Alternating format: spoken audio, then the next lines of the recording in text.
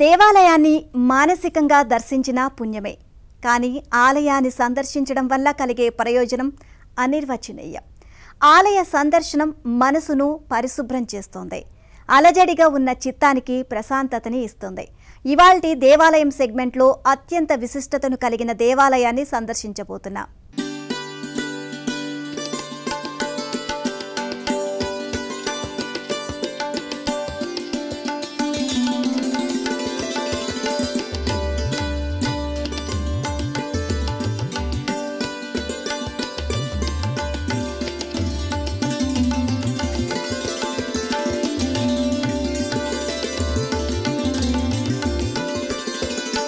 అయోధ్యలో బాలరాముడి ప్రతిష్టాత్మనతో దేశం మొత్తం రామనామంతో మారుమోగిపోతోంది. అయోధ్య రాముడి విగ్రహాన్ని పోలిన విగ్రహమే హైదరాబాద్ శివార్లలోని శంషాబాద్ అమ్మపల్లి రామాలయంలో దాదాపు 1500 ఏళ్ల నాటి బాలరాముడి విగ్రహాన్ని మనం చూడవచ్చు. అయోధ్యలో బాలరాముడి ఏకశిల విగ్రహం మకర తోరణంపై దశావతారాలు ఉన్నట్లుగానే అమ్మపల్లి రామాలయంలోనూ ఉండడంతో భక్తులు ఇక్కడి కోదండరాముణ్ణి దర్శించుకునేందుకు భారీ సంఖ్యలో వస్తున్నారు. అమ్మపల్లిలో రాముణ్ణి దర్శించుకుంటే అయోధ్య రాముణ్ణి చూసినట్లుగానే ఉందని భక్తులు చెబుతున్నారు. ఆపదామపహర్తారం ధాతారం సర్వసంపదాం లోకాభిరామం శ్రీరామం భూయో భూయ నమామ్యం. ఇక్కడ లోపల ఆంజనేయ స్వామి పరిచయం కాకముందు ఉన్నటువంటి ముగ్గురే ఉన్నారు. రాముడు, సీతా, లక్ష్మణులు మాత్రమే. ఇక్కడ ఆంజనేయ స్వామి లేరు కాబట్టి రాముడి కుడి చేతిలో బాణం ఉంది. ఆ బాణాన్ని కోదండం అంటారు. అంటే ఇది కోదండ రామాలయం. కోదండ రాముడు అంటేనే హనుమంతుడు పరిచయం కాకముందు. ఒకవేళ రాముడి పక్కన ఆంజనేయ స్వామి ఉన్నట్లయితే చేతిలో ఆ బాణం ఉండదు, ఇట్లా ఆశీర్వాదం ఇచ్చడం అభయాస్తం ఉంటుంది. అది పట్టాభిరాముడు. అయితే ఈ పట్టాభిరామాలయం మనం ఎక్కడ అంటే అక్కడ ప్రతిష్ఠ చేసుకోవచ్చు, కానీ కోదండ రామాలయం ప్రతిష్ఠ చేయలేము. ఈ కోదండ రామాలయం ఎక్కడ ప్రతిష్ఠ చేయబడుతుంది అంటే అప్పట్లో రాముడు 14 సంవత్సరాలు అరణ్యవాసం చేసినప్పుడు ఎక్కడైతే విశ్రాంతి తీసుకున్నారో ఆ ప్రాంతంలో మాత్రమే ఈ కోదండ రామాలయం ప్రతిష్ఠ చేయబడుతుంది. అంటే దీన్ని ఆధారంగా తీసుకుంటే అంటే అప్పుడు రాముడు అరణ్యవాసం వచ్చినప్పుడు సేద తీర్చుకునే ప్రదేశం అనమాట. అంటే ఇదంతా దండకారణ్యంలో కొంత భాగం, అందుకని ఇక్కడ కోదండరాముడు. తర్వాత ఇంకోటి ఏంటి, ఆంజనేయ స్వామి లేకుండా రాముడు లేడు, రాముడు లేనిది ఆంజనేయ స్వామి లేరు. ఇక్కడ ఆంజనేయ స్వామి ఉండాలి కదా, అందుకని ఇక్కడ ధ్వజస్తంభంలో ఆంజనేయ స్వామి గరుత్మంతుడు. ఇక్కడ ఉన్న విశేషం ఏంటి, మన అందరి కోరిక లోపల రాముడు చెప్పుకుంటాం. రాముడు ఏం చేస్తాడు, ఎదురుగా ఆంజనేయ స్వామికి చెప్తే ఆంజనేయ స్వామి మన కోరిక నెరవేరుస్తుంటాడు. కాబట్టి రాముడికి ఆంజనేయ స్వామికి మధ్యలో మనం ఎవరం కూడా అడ్డంగా నిలిచకూడదు. మామూలు కూడా ఏ గుళ్ళలో కూడా దేవుడికి ధ్వజస్తంభానికి అడ్డంగా ఉండకూడదు. అయితే ఇక్కడ విశేషం ఏంటంటే మనకి రాముడు మకర తోరణం ఏకశిల. మామూలుగా మకర తోరణం అనేది ఎట్లా ఉంటుంది, ఇత్తడిది కానీ వెండిది కానీ ఉంటుంది. కానీ ఇక్కడ మనకు అట్లా కాకుండా రాముడు మకర తోరణం ఏకశిల, సీతమ్మ వారు మకర తోరణం ఏకశిల, లక్ష్మణస్వామి మకర తోరణం ఏకశిల. అంటే ఈ విధంగా మకర తోరణంతో కలుపుకున్నటువంటి ఏకశిలారాతి విగ్రహాలు మొదలు 11వ శతాబ్దంలో తయారు చేసినటువంటి విగ్రహాలు. 11వ శతాబ్దం అంటే 1000 సంవత్సరాల పైన. మళ్ళీ ఆ విగ్రహాన్ని కాపీ చేసి 16వ శతాబ్దం తయారు చేశారట. 16వ శతాబ్దం అన్న 600 నుంచి 700 సంవత్సరాల మధ్యలో. మళ్ళీ ఆ 16వ శతాబ్దం విగ్రహాన్ని కాపీ చేసి 18వ శతాబ్దం తయారు చేస్తుందని చెప్పని. అయితే ఇక్కడ విగ్రహాలు ఇవి 11, 16, 18 అని చెప్పని మన పురావస్తు శాఖ వాళ్ళు కానీ ఇటు శిల్పులు కానీ చెప్పలేకపోతున్నారు. అందుకే మేము ఏం చెప్తున్నాం, ఇక్కడ 300 సంవత్సరాల నుంచి 1100 సంవత్సరాల మధ్యలో ప్రతిష్ఠ చేసినటువంటి విగ్రహాలు అని చెప్తున్నాం. తర్వాత ఇంకొక విశేషం, ఇక్కడ మనకి విష్ణు యొక్క దశావతారాలు ఉన్నాయి. ఈ దశావతారాలను మనం దర్శనం చేసుకోవాలి అని అనుకుంటే ఒక్కొక్క అవతారానికి ఒక్కొక్క గుడి చొప్పున 10 గుళ్ళు తిరగాల్సి వస్తుంది. కానీ మనకి ఇక్కడికి వచ్చినామంటే మనకి రాముడితో పాటు దశావతారాల దర్శన భాగ్యం ఇక్కడ. అది ఎట్లా, రాముడి రాతి మకర తోరణం దశావతారాలు ఇక్కడ, అది ఇక్కడ విశేషం. అయితే ఇక్కడ విశేషం ఏంటంటే విష్ణుమూర్తి యొక్క 10 గుళ్ళు తిరిగితే అంత విశేషం, ఈ ఒక్క గుడికి వస్తే అంత విశేషం. ఈ విధంగా దశావతారాలతో కలుపుకున్నటువంటి విగ్రహాలు మన భారతదేశం మొత్తంలో 7-8 గుళ్ళ కంటే ఎక్కువ లేవు, అందులో మనదొకటి. ఈ ఆలయాన్ని 11వ శతాబ్దంలో నిర్మించారని స్థానికులు చెబుతున్నారు. ఏ ఆలయంలోనైనా ఒకటే ధ్వజస్తంభం ఉంటుంది, కానీ ఈ ఆలయంలో మాత్రం గర్భగుడికి ఎదురుగా 2 స్తంభాలు దర్శనమిస్తాయి. ఒకటి ధ్వజస్తంభం కాగా మరొకటి దీపస్తంభం అని అర్చకులు తెలిపారు. ఇక ఈ ఆలయంలో సీతారామ లక్ష్మణులు మాత్రమే దర్శనమిస్తారు. ఆంజనేయ స్వామి గర్భగుడికి ఎదురుగా ఉన్న ధ్వజస్తంభం దగ్గర దర్శనమిస్తారు. శ్రీరాముడు 14 ఏళ్ల పాటు అరణ్యవాసం చేసిన సమయంలో అలసిపోయి అమ్మపల్లిలో సేదతీరారని భక్తుల విశ్వాసం. ఆంజనేయ స్వామి పరిచయం కాకముందు సీతారామ లక్ష్మణులు అమ్మపల్లిలో ఉండడంతో ఇక్కడ గర్భగుడిలో హనుమంతుడు ఉండడని అర్చకులు తెలిపారు. శ్రీరాముడి చేతిలో కోదండంతో దర్శనమివ్వడంతో ఇక్కడ స్వామి కోదండ స్వామిగా పూజలందుకుంటున్నాడు. ఇక్కడ ఏకశిలపైనే శ్రీరాముడితో పాటు దశావతారాలు ఉండడం ఈ ఆలయం ప్రత్యేకత. ఫస్ట్ టైం మా బాబు చెప్పాడు గుడి చాలా బాగుంటుంది, ఇది 120 years ఎంత పురాణమైన గుడి అని. మన అయోధ్యలో రామవారు దర్శనం చేసుకుని ఇక్కడ వచ్చి రామకృష్ణ ధన్యం అనిపిస్తుంది, చాలా సంతోషంగా ఉన్నది. జై శ్రీరామ్. ఎట్లా అనిపిస్తుంది లోపల విగ్రహం కానివ్వండి, ఇక్కడ ఉన్న అట్మాస్ఫియర్? చాలా బ్రహ్మాండంగా ఉన్నది గుడి. దేవునికి కళ్ళ 2 కాళ్ళు చాలిపోతుంది చూడడానికి, చాలా బ్రహ్మాండంగా అనిపిస్తుంది. ఇక ఈ ఆలయంలో 2 కోనేరులు ఉన్నాయి. ఇక్కడున్న అతిపెద్ద కోనేరు ఆలయానికి మరో ప్రత్యేకతగా నిలుస్తోంది. మెట్లబావి రూపంలో కోనేరు ఉండడంతో ఈ ప్రాంతం షూటింగ్ స్పాట్ గా మారిపోయింది. ఇక ఈ కోనేరు దగ్గరే ప్రీ వెడ్డింగ్ ఫోటో షూట్స్ సైతం ఎక్కువగా జరుగుతుంటాయి. అయోధ్యలో రామ మందిరం ప్రతిష్టాపన పూర్తయిన తర్వాత అమ్మపల్లి ఆలయానికి భక్తుల సంఖ్య రోజు రోజుకి పెరుగుతోంది. అయోధ్య రాముడి పోలిన విగ్రహం ఇక్కడుందని తెలుసుకుంటున్న భక్తులు కోదండ రాముడిని దర్శించుకునేందుకు వస్తున్నారు. ముఖ్యంగా వీకెండ్స్ తో పాటు సెలవు రోజుల్లోనూ భక్తుల రాక అధికంగా ఉంటుందని స్థానికులు చెబుతున్నారు. ఇక్కడికి ఎప్పుడు రాలేదు, ఇక వేరే ముచ్చింతలు పోతున్నాము. ఈ దారిలో ఇక్కడ గుడి ఉందంటే మా బాబు చెప్తే వచ్చాము. చాలా బాగుంది, మంచిగా అనిపిస్తుంది. మొన్న అయోధ్యలో అయిన తర్వాత ఇప్పుడు ఇంకా అది ఎక్కువ బాగా అనిపిస్తుంది, అందరికి ఇంట్రెస్ట్గా కలిగింది. అంతకుముందుకు అసలు గుడికి పోయే వాళ్ళు కూడా కాదు, శ్రీరాముని గుడికి పోవడం అనేది ఉండకపోతుండే. ఇప్పుడు మంచిగా అనిపిస్తుంది, చాలా బాగుంది. జై శ్రీరామ్ అండి. మేమైతే ఫస్ట్ టైం అండి ఇది రావడము, చాలా బాగా అనిపించింది. దేవుని చూడంగానే అయోధ్యలో చూసిన రామునిలానే అనిపించింది. ఇక్కడ రాముని చూసిన అదే ఫీలింగ్ వస్తుంది మాకైతేను. కాకునూరి సత్యనారాయణ గారి స్పీచ్ విని ఈ విగ్రహం ప్రతిష్టత చెప్పారు కాబట్టి అయోధ్యను చూడలేకపోయిన వాళ్ళందరూ ఇప్పుడు ప్రజెంట్ ఇక్కడికి వచ్చి దర్శనం చేసుకోవాలనుకుంటారు. మేము అందుకే వచ్చాము. ఇప్పుడు లేదండి, నేను ఎప్పుడు రాలేదు, ఫస్ట్ టైం అండి. అయోధ్యలో ఉన్నట్టు ఇక్కడ విగ్రహం ఉంది, ఏకశిల విగ్రహం లాగా ఉంది. అక్కడ వెళ్ళలేని వాళ్ళు ఇక్కడ వస్తున్నారు. ప్లస్ ఇక్కడ దశావతారాల విగ్రహం ఉంది, పాత విగ్రహం కాబట్టి, పాత టెంపుల్ కాబట్టి అందరు చాలా మంది ఇక్కడ వస్తున్నారు. అంటే ఇది కొంచెం సెంటిమెంట్ అన్నమాట, ఇక్కడ తీసుకుంటే చాలా బాగుంటుందని.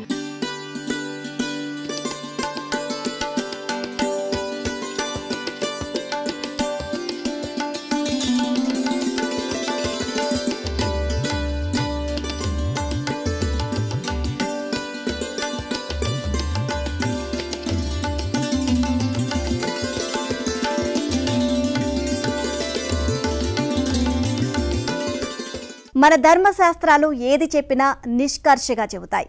అయితే మన ధర్మశాస్త్రాలు కేవలం ఇలా జరిగిందని చెప్పడమే కాదు, సమస్యలకి పరిష్కారాలు సూచిస్తాయి, మేలు కలిగేందుకు మార్గాన్ని చూపిస్తాయి.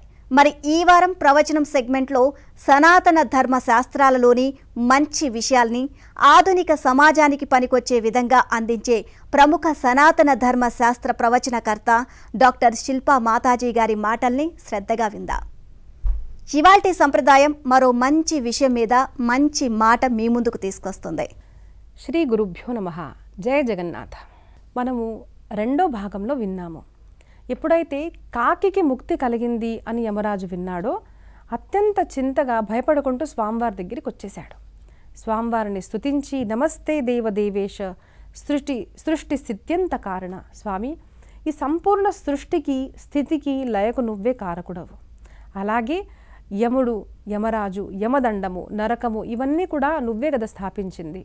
మరి పురుషోత్తంపురిలో ఒక కాకి ఇలా ముక్తిని పొందడము, నా పని అంతా డిస్టర్బ్ అయిపోయింది కదా స్వామి, మరి ఎలాగా అని చింతించుకుంటూ భగవంతుడిని ప్రశ్న వేశాడనమాట. అప్పుడు స్వామి తనకేం చెప్పారు అంటే, యమరాజు, నువ్వు భయపడే అవసరం లేదు. ఎందుకు అంటే నీకు ఇచ్చిన నియమాలు, నీకు ఇచ్చిన శాసనం ఏదైతే ఉందో ఈ పురుషోత్తంపురి అన్న క్షేత్రం బయట మాత్రమే వస్తుంది. ఇక్కడ మాత్రం నా శాసనం మాత్రమే ఉంటుంది. నీ కోరిక ప్రకారంగా నీ శాసనం జరగాలి అంటే పురుషోత్తంపురిలో మాత్రం ఇది జరగదు. ఎందుకు అంటే ఈ క్షేత్రము మేము ప్రళయకాలంలో కూడా వదిలేసి వెళ్ళిపోలేము. కాబట్టి పురుషోత్తంపురిలో నీ పని ఇక్కడ లేదు. కానీ నువ్వు శ్రద్ధతో మా మీద భక్తితో దీన్ని స్వీకరించాలి అని యమరాజుతో చెప్పారన్నమాట. విశ్వేశ్వరం జగద్యోనిం విశ్వాసం జగద్గురుం నీలాచల గుహావాసం ప్రపమామి కృపానిధిం శంఖం చక్రం గదా పద్మ ధారిణం శుభదాయినం. ప్రభువుని స్మరించుకుంటూ స్తుతి చేసుకుంటూ, స్వామి ఇవన్నీ మీరు చెప్పింది నిజమే, కానీ నేను ఒక అజ్ఞాని జీవిని, వేదాంతాలు దేవుళ్ళకే మీ స్వరూపం అర్థం కాదు కదా, మరి నాలాంటి ఒక మామూలు మనిషికి ఎలాగ అర్థమవుతుంది? అర్థం కాదు. కాబట్టి నాకు జ్ఞానాన్ని ప్రసాదించండి అని యముడు ప్రణామం చేసుకున్నాడు. అప్పుడు సాక్షాత్ భగవంతుడు తన దగ్గర ఉన్న లక్ష్మీమాతకు సంకేతం చేసినప్పుడు సాక్షాత్తు లక్ష్మీమాత తనకు చెప్పింది. లక్ష్మీరువాచ, హే యమ, నీకు సత్తని ఇచ్చింది మేమే, కానీ ఈ పురుషోత్తంపురిలో మాత్రం నీ సత్తా కొనసాగదు. ఎందుకు అంటే కల్పవాసంలో కూడా మేము ఈ క్షేత్రాన్ని వదిలేసి వెళ్ళిపోము. ఇక్కడ ఎవరైతే వస్తారో ఆ ప్రతి మనిషి పాపాలు దగ్ధమవుతాయి.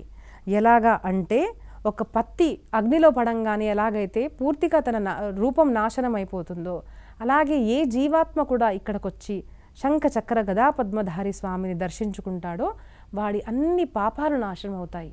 కాబట్టి ఇక్కడ యముడికి ఏమీ పని లేదు. కానీ నువ్వు అత్యంత శ్రద్ధతో ఈ శాసనాన్ని స్వీకరించాలి అని అంటారన్నమాట. అప్పుడు యమరాజు లజ్జ అహంకారాన్ని త్యాగం చేసి ఈశ్వరిచ్ఛ నిరంకుశ, ఈశ్వరిచ్ఛ ముందు నేనేం చేయగలుగుతాను తల్లి, నాకు ఈ క్షేత్రం గురించి ఇంకా కొంచెం వర్ణన ఇవ్వు అని చెప్పుకుంటూ, ఈ క్షేత్రము స్థితి ఎప్పటిదాకా ఉంటుంది అని మొదటి ప్రశ్న. తర్వాత ఈ క్షేత్రంలో ఎవరైతే ఉంటారో అంటే క్షేత్రంలో నివాసం చేస్తే దాని ఫలము ఏంటిది అని చెప్పండి. తర్వాత ఇక్కడ ఎన్ని తీర్థాలు ఉన్నాయి, ఇక్కడ ఎన్ని గోపనీయ స్థలాలు ఉన్నాయి, 4వ ప్రశ్న. 5వ ప్రశ్న, ఈ క్షేత్ర అధిష్టాతృ దేవత ఎవరు, ఇవన్నీ నాకు చెప్పండి తల్లి అని చెప్పి, క్షేత్ర సంస్థా ప్రమాణం హి తత్ర స్థితిఫలం హియత్ తీర్థాని కాని సంత్యత్ర కిమన్యద్వారహస్యకం కిమధిష్టాతృకం క్షేత్రం తత్సర్వకథయస్వమే తదహం సంపరిత్యజ్య నిర్భయ సంచరే యథా. ఇలాంటి చక్కటి 5 ప్రశ్నలు వేశారండి క్షేత్రం గురించి. ఇంకా కొంచెం మనం విన్నాము. ఇక్కడ 2వ అధ్యాయం అయిపోయి 3వ అధ్యాయం అనేది ప్రారంభమవుతుంది. 3వ అధ్యాయంలో శ్రీ లక్ష్మీమాత యముడితో ఇలా చెప్తుంది. సాధుతే బుద్ధిరుత్పన్న విష్ణు సన్నిధిమాశ్రిత అద్భుతం కథయామ్యేతత్ క్షేత్రస్య రవినందన. లక్ష్మీమాత మొదట సాధువాదం ఇచ్చింది. ప్రతి మనిషి తప్పులు చేస్తామండి. ఒకసారి మన కోపం వస్తుంది, అహంకారం వస్తుంది, నేను కదా, ఇది నా క్షేత్రం కదా, అదేంటి స్వామి ఇలా మార్చేశావు అని అహంకారంతో యముడు వచ్చాడు. అహంకారం చేయడము, తప్పు చేయడము, కోపం చేయడము తప్పు కాదు. కానీ మనకు అది తప్పు అని తెలిసిన తర్వాత దాన్ని స్వీకరించకపోవడము, పశ్చాత్తాపం చేయకపోవడం ఏదైతే ఉందో అది ఎక్కువ తప్పు. ఇక్కడ ఏం చేశాడు యముడు, తన తప్పు తెలుసుకొని, అరే కరెక్టే కదా, నాకు అధికారం ఇచ్చిన దేవుడు, ఎవరి అధికారం అయితే సంపూర్ణ సృష్టి మీద ఉందో దాంట్లో సృష్టిలో ఒక చిన్న కణాన్ని మాత్రమే, అలాంటి ఒక యముడికి ఒక చోట శాసనం లేదు. ఎందుకు అంటే అది సాక్షాత్తు భగవంతుని క్షేత్రం కదా అని తెలిసిన తర్వాత అహంకారం చేయకుండా తను శరణ స్వీకరించాడు. కాబట్టి లక్ష్మీ అమ్మవారు తప్పు తెలుసుకొని శరణను వచ్చిన ఆ యమునికి సాధువాదం అనేది ఇచ్చింది. చక్కగా యమ, నువ్వు నీ ఏదైతే మర్యాద ఉందో అది తెలుసుకున్నావు. ప్రణష్టే స్థావరచరే నిమగ్న ప్రళయార్ణవి పురుషోత్తమ సాదృక్షే క్షేత్రే సవటమైక్షత. వటవృక్షము అంటే విశ్వాసానికి రూపము. వటవృక్షము అంటే సాక్షాత్ భగవాన్ నారాయణ స్వరూపమే కదా. అసలు ప్రళయ జలంలో జడము జంగమము అన్నీ కూడా లీనమైపోతున్నాయి. అలాంటిది ఈ క్షేత్రము మాత్రము అలాగే నిలబడి ఉండేంటిది, వటవృక్షము అలాగే ఉండేంటిది.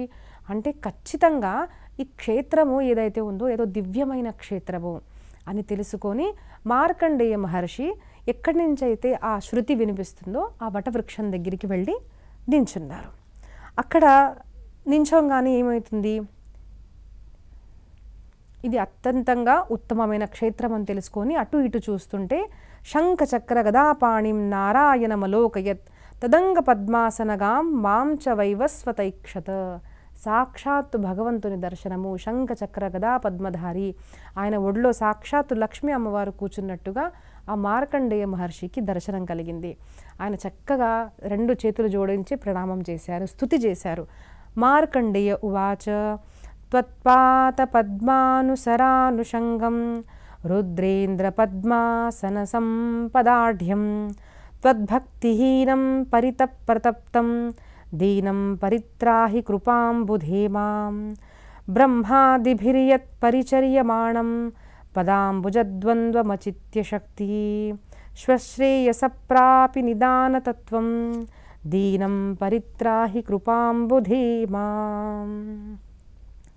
మార్కండేయ మహర్షి సాక్షాత్తు భగవంతుని దర్శనం చేసుకున్న తర్వాత అత్యంత ఆనందంగా ఆహ్లాదంగా అష్టసాత్విక భావాలతో ఉన్న మార్కండేయ మహర్షి, హే ప్రభో, నేను ధన్యుడినయ్యాను, సాక్షాత్తు నీ దర్శనం కల్పించావా స్వామి, అసలు నేను ఏ భజన చేయలేదు స్వామి, నేను ఏ ఉపాసన చేయలేదు, అయినా కూడా నువ్వు అత్యంత దయతో నాకు నీ దర్శనం కల్పించావు అని స్తుతి చేశారు. అసలు చూడండి ఆయన ఏమంటున్నారు అంటే, అసలు నేను ఏ భజన కూడా చేయలేదు, ఏమీ చేయలేదు అంటున్నారు. ఎవరు? మార్కండేయ మహర్షి. ఎవరైతే నిరంతరంగా భగవత్ ఉపాసనలో లీనమై ఉంటారో అలాంటి వారు అంటున్నారు. అంటే ఏంటిది? లీనత. అయ్యో నేనేం చేశాను స్వామి, మనలాంటి వాళ్ళు అనుకోండి, కొంచెం చేయంగానే 10 మందికి చెప్పాలి, 10 మాలలు చేశానండి, పూజ చేశానండి, అక్కడి దానం చేశానండి. కాదు, నాలో శక్తి కూడా లేదు, నాలో బుద్ధి కూడా లేదు అని ఎంత సాధన పెరుగుతున్న కొద్దీ మనిషిలో ఏ మార్పు రావాలండి? మనకు భగవంతుడు కనిపించాడా అన్నది గొప్పది కాదు. శ్రీల ప్రభుపాద వారు ఒక చక్కని మాట అంటారండి, భగవంతుడు కనిపించాలి అని వెంటబడకండి, ఎలాంటి కార్యాలు చేయండి, ఆ కార్యం చేసిన తర్వాత దేవుడు కనిపించాలి. ఎవరబ్బా ఇట్లాంటి చక్కటి పని చేసేది, ఎవరబ్బా చక్కటి సాధన చేసేది ఎవరు అని దేవుడికి మనల్ని చూడాలనిపించాలి. కానీ నాకు భగవద్ దర్శనం కాలేదు, నాకు భగవద్ దర్శనం అయిందా లేదా దాని వెంట పడకూడదు. మన ఆచరణ, మన మనసు ఇదంతా మారుతూ ఉంటే ఆటోమేటిక్గా దేవదర్శనం అనేది కలుగుతుంది. It's a process. ఇప్పుడు ఏమైందంటే అన్నీ హడావిడిగా టక్కని కావాలి. 10 మాలలు చేశాను, 100 మాలలు చేశాము, 1,00,000 మాలలు చేశాము అనగా నాకు దేవుడి దర్శనం కలిగేది ఏంటండి, నాకు అసలు ఏం అనుభూతి రావట్లేదేంటి అని అనుకుంటాము. ఏకం సువర్ణం కటకాది భేదైర్ నానా యథావా నభసోదితోర్కః ఆధార వైషమ్య జరేషు త్రాదృక్ విభావ్యసే నిగుణ ఏక ఏవ. స్వామి, సంపూర్ణ సృష్టిలో సర్వవ్యాపకుడుకు నువ్వే. మనకు ఎలా కనిపిస్తుంది అంటే వీళ్ళు ఆడవాళ్ళు, వీళ్ళు మగవాళ్ళు, వీళ్ళు డబ్బున్న వాళ్ళు, వీళ్ళు పేదవాళ్ళు, వీళ్ళు ఈ జాతి వాళ్ళు, వీళ్ళు ఆ జాతి, మనకు భేదాలు కనిపిస్తూ ఉంటాయి. కానీ ఎప్పుడైతే భక్తి అనేది మనకు పెరుగుతుందో అప్పుడు అంతరంగ మార్పులు అనేవి వస్తాయి. ఏమవుతుంది? వాసుదేవ సర్వం. ప్రతి మనిషిలో, ప్రతి స్త్రీలో, ప్రతి పురుషుల్లో, ప్రతి జడ స్థావర జంగమం ఏది చూసినా కూడా మనం ఏ దేవుడినైతే స్మరించుకుంటున్నామో ఆ దేవుడి స్వరూపం ఒక్కటే మనకి ఎప్పుడైతే కనిపిస్తుందో అప్పుడు మన సాధన ఎక్కడో ప్రారంభమైంది అని అనుకోవాలి. ఆ స్థితి దాకా మనం రావాలి. ఇక్కడ మార్కండేయ మహర్షి ఏమంటున్నాడు అంటే, హే స్వామి, సంపూర్ణ జగత్తులో నువ్వే వ్యాపకుడవు కదా. ఎలాగా అంటే ఒక్క మాలలో మనం మాల వేసుకుంటాం కదండి, ఒక్క దారంలో ఎన్నో మణులు ఉంటాయి, అంటే ఎన్నో పుష్పాలు ఉంటాయి, కానీ ఒకటే మాల. అలాగే ఈ సంపూర్ణ సృష్టిలో మనకు ఈ పువ్వు ఆ పువ్వు ఇది భిన్నంగా కనిపిస్తుంది, కానీ తీరా చూస్తే అన్నిటికీ ఆధారము ఎలాగైతే ఒక దారం మాత్రమే, అలాగే సంపూర్ణ సృష్టికి ఆధారము ఒక నువ్వే స్వామి అని అన్నారు. తర్వాత ఏమంటున్నారు? జాగ్రత్తగా వినండి. ఏకం సువర్ణం. మనం ఏమనుకుంటాము అంటే ఇదేంటిదమ్మా అంటే గాజులు, మెడలో వేసుకున్నాం అనుకోండి హారము, చెవిలో వేసుకుంటే చెవిలోవి జుమ్కాలు ఏదో అంటాము. కానీ అదే వ్యక్తిని అడిగామనుకోండి ఇదేంటిది? బంగారము. ఇదేంటిది? బంగారము. ఇదేంటిది? బంగారము. అంటే తత్వం మాత్రమే కనిపించాలి. మామూలు సాధకులకు సాధన ప్రారంభించిన వాళ్ళకి ఎలా కనిపిస్తుంది? ఆడ మగ చిన్న పెద్ద, ఈ దేశము ఆ దేశము ఇలాగ భేదాలు కనిపిస్తుంటాయి. కానీ సాధన ఎప్పుడైతే పెరుగుతుందో అప్పుడు ఆకారాలు కనిపించవు. అది అది గాజా లేదంటే హారమా కనిపించదు, ఒకటే కనిపిస్తుంది బంగారము.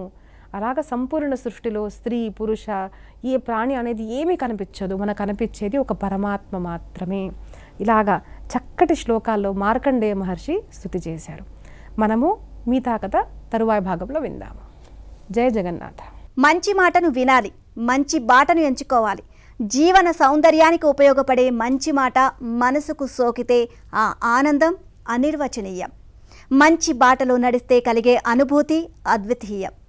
ఇవాల్టి మంచి మాట సెగ్మెంట్లో బ్రహ్మశ్రీ వల్లూరి భట్ల రాఘవాచార్యులు చెప్పే మంచి మాటలను శ్రద్ధగా ఆలకిద్దాం. ఓం నమో నారాయణాయ నమః. ఇవాళ పంచారామ క్షేత్రాల గురించి మనం తెలుసుకుందాం. తారకాసురుడు అనేటువంటి భయానక రాక్షసుడిని నిలువరించేందుకు పార్వతీ పరమేశ్వరులకు కుమారస్వామి జన్మిస్తాడు. ఈ సంగతి అందరికీ తెలిసిన విషయమే. దేవతలతో కలిసి బాలుడైన కుమారస్వామి తారకాసురుడి మీద యుద్ధానికి దిగుతాడు. ఆ భీకరయుద్ధంలో తారకాసురుడి కంఠంలో ఉన్న ఆత్మలింగాన్ని కుమారస్వామి ఛేదించేస్తాడు. ఆ దెబ్బకి ఆ రాక్షసుడు మరణిస్తాడు.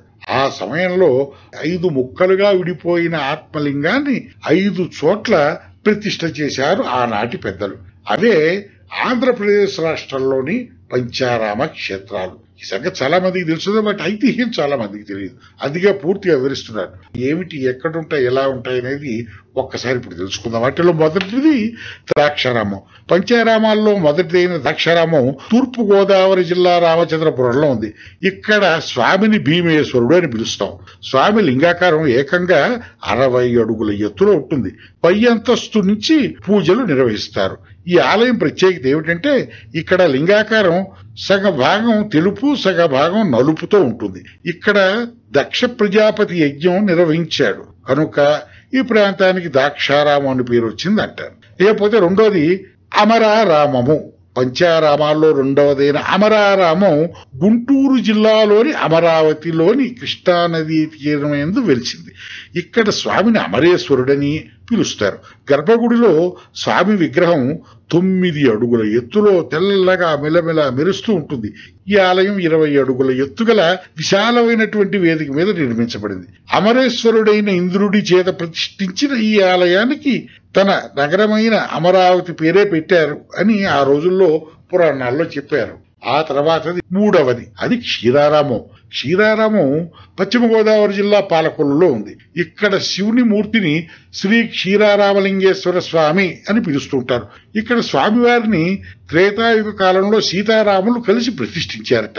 ఈ గ్రామానికి పాలకొల్లు అని పేరు రావటానికి కూడా ఒక కథ ఉంది. శివుడు తన బాణాలని భూమిలోకి వేయగానే భూమి నుంచి ఏకంగా పాలధార పొంగుకొచ్చింట. క్షీరం అనగా పాలు, దీని మూలంగా వచ్చిన క్షీరపురి కాబట్టి దీనికి క్షీరపురి అని, ఆ తర్వాత పాలకొల్లు అని అలా మార్పు చెందుతూ ఈ పేరు వచ్చిందన్నమాట. ఇక్కడి స్వామి ఆలయాన్ని 11వ శతాబ్దంలో చాళుక్యులు నిర్మించారు. ఈ ఆలయం ఏకంగా 1-2 కాదండి, 125 అడుగుల ఎత్తులో 9 గోపురాలతో కట్టబడింది. కన్నుల పండుగగా ఉంటుందండి ఒక్కసారి దర్శించినా కూడా. ఇకపోతే 4వది సోమారామము. పంచారామాల్లో 4వదైన సోమారామం పశ్చిమ గోదావరి జిల్లా భీమవరానికి 2 కిలోమీటర్ల దూరంలోని గురుపూడిలో ఉంది.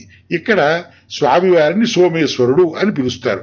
ఇక్కడ శివలింగానికి ఓ ప్రత్యేకత ఉంది. మామూలు రోజుల్లో తెలుపు రంగులో ఉండే ఈ శివలింగం అమావాస్య రోజు వచ్చేసరికి విచిత్రంగా గోధుమ రంగులోకి మారిపోతుందండి. తిరిగి పౌర్ణమి వచ్చేసరికి తెలుపు రంగులోకి మారిపోతుందండి. ఇక్కడ స్వామిని చంద్రుడు ప్రతిష్ఠించాడు. చంద్రుడి చేత ప్రతిష్ఠించబడింది కాబట్టి దీనికి సోమారామము అనే పేరు వచ్చిందంటారు పెద్దలు.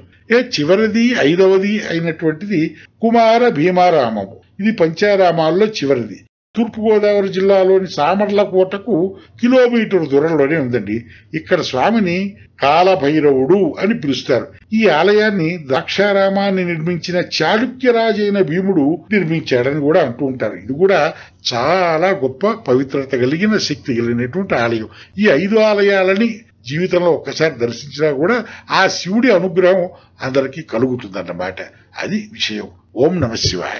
ఆలయాల సందర్శనం గావించే దేవాలయం, పురాణాల విశిష్టతను చాటే ప్రవచనం, మనసును తీర్చిదిద్దే మంచి మాట సెగ్మెంట్స్తో మరో ఎపిసోడ్లో మళ్ళీ కలుద్దాం. నమస్కారం.